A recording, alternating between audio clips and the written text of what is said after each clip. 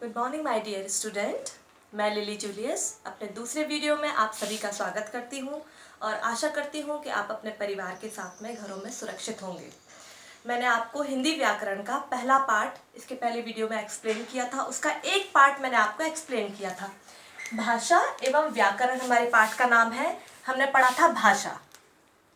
अब हम आज पढ़ेंगे व्याकरण और बाकी सारा चैप्टर कंटिन्यू करेंगे। आगे बढ़ने के पहले मैं आपको भाषा को एक बार और एक्सप्लेन करना चाहती हूँ, ठीक है। भाषा क्या है? किसी भी व्यक्ति के मन में आने वाले विचार वो दूसरे व्यक्ति तक पहुंचाता है। जिस माध्यम से वो पहुंचाता है उसको भाषा कहते हैं। यदि वो बोलकर अपने विचार पहुंचा रहा है दूसरे व्यक्ति तक तो वो मौखिक रूप है भाषा का। अगर वो लिखकर अपने विचार दूसरे व्यक्ति तक पहुंचाता है तो वो भाषा का लिखित रूप है, ठीक है। अब हम करेंगे व्याकरण। व्याकरण की परिभाषा देखो बेटा, ध्यान से देखिए। व्याकरण वह शास्त्र है जिसके द्वारा हम किसी भी भाषा के शुद्ध रूप का पूर्ण ज्ञान प्राप्त कर सकते हैं। व्याकरण हमें भाषा को शुद्ध रूप से बोलना और लिखना सिखाता है। क्या है व्याकरण? व्याकरण वह शास्त्र है जिसके द्वारा हम किसी भी भाषा का पूर्ण रूप से शुद्ध ज्ञान प्राप्त कर सकते हैं। अगर हमें कोई भी भाषा सीखना है तो हमें पूर्ण रूप से शुद्ध तरीके से उसको सीखने के लिए व्याकरण की आवश्यकता पड़ती है। बोलना हम फिर भी सीख जाते हैं क्योंकि बोलना हमारी मदर टंग है हिंदी। हम माँ बाप से सीखते जाते हैं हिंदी, लेकिन बोलने लगते हैं, लेकिन हम उसको लिखना बिल्कुल भी नहीं सीख सकते जब तक हमें व्याकरण नहीं पता होगा। बोलने के लिए जैसे एक बच्चा पैदा होता है, छोटा सा बच्चा होता है, जब वो बोलना सीखता है माँ बाप से के द्वारा कुछ कुछ बातें सीखता जाता है, पर भी उसको उल्टा सीधा बोलते बच्चों को पता नहीं होता क्या सही है क्या गलत है। जैसे एक लड़की होती है, छोटी सी बच्ची होती है, वो बोलती है हाँ मैं खाना खाऊंगा, मैं बाहर जाऊंगा। उसको पता नहीं कि मुझे जाऊंगी बोलना है, खाऊंगी बोलना है, लेकिन उसकी मम्मा उसको बताती है, फिर पापा बताते हैं कि बेटा ये सेंटेंस आप सही नहीं बोल रहे हो। तो इस तरह से धीरे धीरे हम घरों में ही उसको सिखाते जाते हैं भाषा को किस तरह से प्रयोग करना, सही रूप उसका क्या है। तो कहते भी हैं कि हमारी फर्स्ट टीचर हमारी मदर होती है। तो इस तरह से हम सीखते जाते हैं, घर से ही शुरू, हमारी फर्स्ट स्टडी हमारी घर से ही शुरू हो जाती है। लेकिन जो व्यक्ति अनपढ़ है, जिनको कुछ भी नहीं आता, अपने माँ बाप से हिंदी बोलना तो सीख सकते हैं, लेकिन उसको लिखना प्रॉपर रूप से सही तरीके से लिखना, उनको अपने नाम का भी पहला अक्षर लिखना नहीं आता है क्योंकि उन्होंने कभी स्कूल नहीं गए, शिक्षा ग्रहण नहीं करी, पढ़ाई नहीं करी। इसी तरह किसी भी भाषा को शुद्ध रूप से बोलना, लिखना, पढ़ने के लिए हमें व्याकरण की आवश्यकता होती है। और इसका व्याकरण के 3 अंग होते हैं। पहला वर्ण, दूसरा शब्द, तीसरा वाक्य। व्याकरण के 3 अंग होते हैं, वर्ण, शब्द और वाक्य। पहला हम इसको डिटेल में पढ़ेंगे। आप फर्स्ट है आपका वर्ण। यह भाषा की सबसे छोटी इकाई है। इसके और खंड नहीं किए जा सकते हैं। सबसे छोटी इकाई भाषा की कौन सी होती है? क ख ग। वर्णमाला आप लोगों ने पढ़ी है क्लास में। सबसे पहले छोटा बच्चा जब स्कूल जाना शुरू करता है वर्णमाला पढ़ाते, घर में भी मम्मा पढ़ाती, सबसे पहले क्यों क ख ग पढ़ाते? क्योंकि हिंदी भाषा की सबसे छोटी इकाई है क ख ग, और उसको ही सबसे छोटी इकाई है और इसको इसके और टुकड़े नहीं किए जा सकते, इसके खंड नहीं किए जा सकते। खंड नहीं किए जा सकने का मतलब है कि इसको और छोटे छोटे भागों में तोड़ा नहीं जा सकता। का को और हम क्या तोड़ सकते बेटा? का डिवाइड कर सकते 2 भाग में? नहीं कर सकते। का है, खा है, ये सबसे छोटी इकाई है। तो भाषा की सबसे छोटी इकाई वर्ण होती है। दूसरा है हमारा शब्द। वर्णों के सार्थक समूह को शब्द कहते हैं। जैसे क म ल, ये वर्ण है क। ऐसे ही माँ, दूसरा वर्ण है, तीसरा वर्ण है ला, तीनों को मिला दिया हमने तो क्या बन गया है? कमल। लेकिन इसको सही रूप से हमने मिलाया है तब वो कमल बनेगा। अगर हम इसको माँ आगे लिख देंगे, फिर ला लिख देंगे, फिर का लिख देंगे तो क्या बन जाएगा? मलक। मलक कोई शब्द है? मलक कोई भी शब्द नहीं होता। तो सार्थक मतलब होता है सही अर्थ से जोड़ने पर, सही अर्थ वाला। तो सही अर्थ से जब हम किसी भी वर्णों को जोड़ते हैं तभी सही अर्थ का एक शब्द हमें मिलता है। इसी तरह गगन है, गगन में हम ना अगर लिख देंगे तो नगग, नगग कोई भी शब्द नहीं होता। इस तरह विद्यालय और अन्य शब्द कोई भी, कोई भी, जैसे हमने जंबल वर्ड पढ़ते हैं, जंबल वर्ड में हमें क्या गलत स्पेलिंग्स आगे पीछे करके मैम देती है, फिर आप उसका सही शब्द बनाते हो ना, ये एक्सरसाइज करते हो ना। इसी तरह उस सही मतलब सार्थक रूप से जुड़े हुए शब्द को वर्णों को हम जोड़ते हैं, तभी एक सही शब्द बनता है। थर्ड है हमारा वाक्य।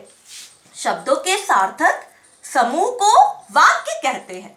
अब इसी को ही फॉलो करेंगे। देखिए सेकंड वाले को ही, वर्णों के सार्थक समूह को शब्द कहते थे, और शब्दों के, जैसे सूर्य एक पूरा शब्द है, पूर्व शब्द है, से शब्द है, निकलता, और ये, तो ये शब्दों को भी सार्थक समूह को, मतलब सही अर्थ वाले समूह को एक से सही वाक्य बनेगा या सही सेंटेंस बनेगा। अगर हम आगे पीछे लिख देंगे निकलता, पूर्व है, से, सूर्य, तो एक सही सार्थक सेंटेंस नहीं बनेगा, ये रॉन्ग हो जाएगा। तो हमें सार्थक समूह को ही जोड़ना है जिससे हमारा सही सेंटेंस बनेगा। फिर से बता रही हूं, शब्दों के सार्थक समूह को वाक्य कहते हैं। तो सही रूप से जोड़े गए शब्दों को, शब्दों से वर्णों को, फिर वर्णों से शब्द बनता है, सही रूप से जोड़े गए शब्दों से एक पूरा सही सेंटेंस बनता है। ये हमारा हो गया आपका व्याकरण, व्याकरण के 3 अंक। अब मैं बताने जाऊंगी आपको हमारी भाषा, राष्ट्रभाषा। हमारी हिंदी हमारी राष्ट्रभाषा और राजभाषा है। इसे राजभाषा का गौरव 14 सितंबर 1949 को प्राप्त हुआ। हिंदी हमारी राष्ट्रभाषा और राजभाषा है। राजभाषा मतलब अधिकतर राज्यों में बोली जाने वाली, पूरे राष्ट्र में बोले जाने वाली भाषा है। और इसको कब मिला था ये गौरव? 14 सितंबर। हम हिंदी दिवस मनाते हैं ना 14 सितंबर को, स्कूल में 14 सितंबर को हम हिंदी दिवस के रूप में मनाते हैं, इसीलिए हम इसको मनाते हैं। 14 सितंबर 1949 को इसको ये गौरव प्राप्त हुआ था। अब हम पढ़ेंगे राष्ट्रभाषा। किसी देश में जो भाषा अधिक से अधिक लोगों द्वारा बोली और समझी जाए उसे उस देश की राष्ट्रभाषा कहते हैं। किसी भी देश में अधिक से अधिक, ज़्यादा से ज़्यादा से लोगों द्वारा बोली जाने वाली भाषा राष्ट्रभाषा होती है। हमारे देश में बहुत सारे राज्य हैं, मराठी, गुजराती, पंजाबी, बहुत सारी भाषाएं बोली जाती हैं, लेकिन ज़्यादातर लोग हिंदी समझते हैं, हिंदी बोलते हैं, इसीलिए हमारे देश की राष्ट्रीय भाषा कौन सी है बच्चों? हिंदी है। मातृभाषा, जिस भाषा से बच्चा सर्वप्रथम परिचित होता है, समझता अथवा बोलता है, उसे उसकी मातृभाषा कहते हैं। जब एक बच्चा पैदा होता है, जैसे मैंने आपको बताया था, तो सबसे पहले जिस भी माँ बाप उसकी जो भी भाषा बोलते हैं वो वही सीखता है। अगर वो इंग्लैंड में पैदा हुआ है, उनके मम्मी पापा अंग्रेजी बोलते हैं तो वो अंग्रेजी सीखता है। गुजरात में हुआ है, गुजराती बोलते हैं तो वो गुजराती सीखता है, क्योंकि हमारी जो मदर टंग होती है हम वही भाषा सीखते हैं। तो उसी को ही मातृभाषा कहते हैं। मतलब मातृ मतलब होता है माँ की भाषा, मतलब बच्चे ने सीखी तो वो हमारी मातृभाषा कहलाती है। अब ने भाषा के दोनों रूप को समझ लिया, राष्ट्रभाषा, मातृभाषा पढ़ लिया। अब हम आएंगे लिखने की लिपि। लिखने के तरीके को लिपि कहते हैं। किसी भी भाषा के लिखने की विधि उसकी लिपि कहलाती है। लिखने की विधि मतलब जैसे क, ख, ग, ये है ना, हमने यहाँ पे देखा था वर्णमाला क, ख, ग। हिंदी की वर्णमाला है क, ख, ग, तो हिंदी की लिखने की तरीका है वो क, ख, ग, वो लिपि है हिंदी की। तो कुछ भाषाएं और कुछ लिपियां मैंने यहाँ पर आपको लिखकर बताई है कि कौन सी भाषाएं किस लिपि में लिखी जाती हैं। एक बार इसकी डेफिनेशन देखेंगे। किसी भी भाषा की लिखने की विधि उसकी लिपि कहलाती है। भाषाएं, लिपियां। हिंदी की लिपि देवनागरी होती है, अंग्रेजी की लिपि रोमन होती है, उर्दू की लिपि फारसी होती है, पंजाबी की लिपि गुरुमुखी होती है, संस्कृत देवनागरी, संस्कृत की भी देवनागरी और हिंदी की भी देवनागरी, क्योंकि हिंदी संस्कृत से ही बनी है। हिंदी का जो उदय हुआ है संस्कृत भाषा से ही हुआ है, इसीलिए दोनों भाषाओं की लिपियां देवनागरी लिपि है। अरबी की अरबी ही होती है और रूसी भाषा की रूसी ही होती है। ठीक है, ये हमने पढ़ा लिपियों के बारे में।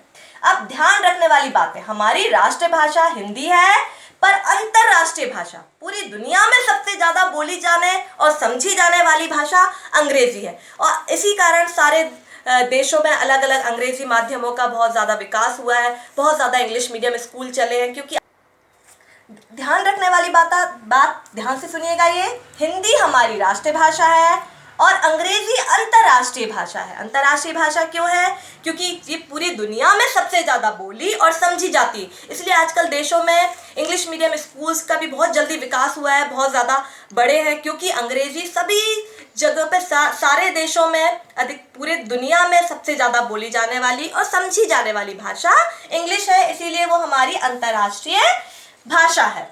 अब स्मरण करने योग्य बातें, जो भी कुछ हमने इस चैप्टर में पढ़ा था उसको हम एक बार इन मुख्य पॉइंट्स के द्वारा रिवाइज करेंगे। ठीक है बच्चों? पहला, विचारों के आदान प्रदान के माध्यम को भाषा कहते हैं। जैसा कि मैंने समझाया था, माध्यम जो होता है अपने विचारों को देने का, जो माध्यम होता है, मीडिएटर होता है, वही भाषा कहलाता है। दूसरा, भाषा के दो रूप होते हैं, मौखिक और लिखित। ये हमने समझ लिया था। भाषा को लिखने की विधि को लिपि कहते हैं। भाषा के शुद्ध रूप का ज्ञान कराने वाले शास्त्र को व्याकरण कहते हैं। व्याकरण के 3 अंग होते हैं, यह हमने आज ही पढ़ा है, वर्ण, शब्द और वाक्य। हिंदी को 14 सितंबर 1949 को राजभाषा घोषित किया गया। ठीक है, अब यहाँ से यहाँ तक हमारा पूरा पार्ट चैप्टर फिनिश हो गया। अब हम इसके प्रश्न उत्तर एक बार देखेंगे और उसके बाद मैं आपको गृह कार्य दूंगी बेटा घर से करने के लिए होमवर्क। सबसे पहले हम क्वेश्चन आंसर में आएंगे, आप खुद ही आंसर देंगे। मैंने आपको ये क्वेश्चन फर्स्ट वाली वीडियो में मैंने आपको होमवर्क में भी दिया था। मौखिक प्रश्न, मौखिक और लिखित भाग भाषा के दो उदाहरण बताइए। मौखिक भाषा के 2 उदाहरण और लिखित भाषा के। मौखिक भाषा जैसे टेलीफोन पर बात करना, रेडियो सुनना, आपस में बातचीत भी करना, ये भी हो सकता है। और लिखित भाषा में अखबार, समाचार पत्र, अखबार को ही समाचार पत्र भी कहते हैं। लेटर लिखना किसी को, फॉर्मल होगा, इनफॉर्मल होगा, कोई भी लेटर होगा, मेल करना, ये सब कुछ लिखित भाषा में आ जाता है।